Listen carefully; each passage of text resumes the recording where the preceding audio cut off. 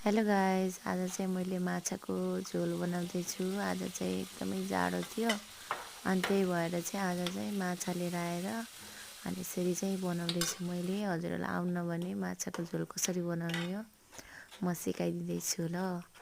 अनि हजुरले यस्तो गर्नु होला, तोरी हालेर मसला पिस्नु होला। कालो भए पनि पियालो भए पनि हुन्छ। अनि त्यसमा चाहिँ अनि मजाले अनि अदुवा लसुन चाहिँ मजाले हाल्नु होला।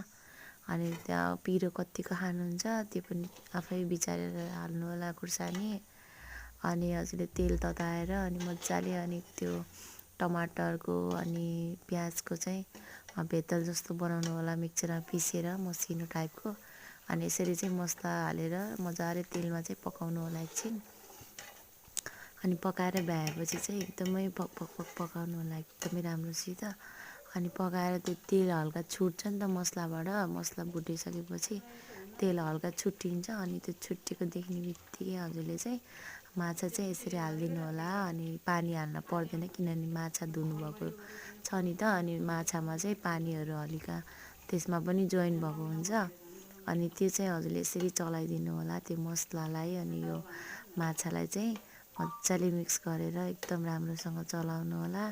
अनि चलाएर भ्याएर अनि त्यहाँबाट प्लेटले चाहिँ मजाले ढाकिदिनु होला एकछिन 5 मिनटपछि। अनि त्यो माछालाई चाहिँ फेरि पनि एकचोटि चलाइदिनु होला। अनि राम्रोसित एकदम चारैतिर पाक्छ नि त। अनि फर्काइ पकाएपछि अनि फेरि ढाकेर राख्नु होला एकछिन।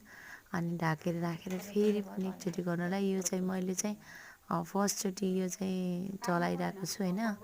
अनि म त भिडियो अब थोरै छ नि त त्यही भएर अनि मैले भनेको। अब यसलाई मजाले ढाकिदिनु होला। अनि यो मैले चाहिँ 2 चोटि ढाकेकोमा चाहिँ बल्ल यो यत्तिको भएको, यो अझै पाकेको छैन, यो हाफ भएको छ। अनि यसलाई चाहिँ अझै मजाले पकाउनु पर्छ।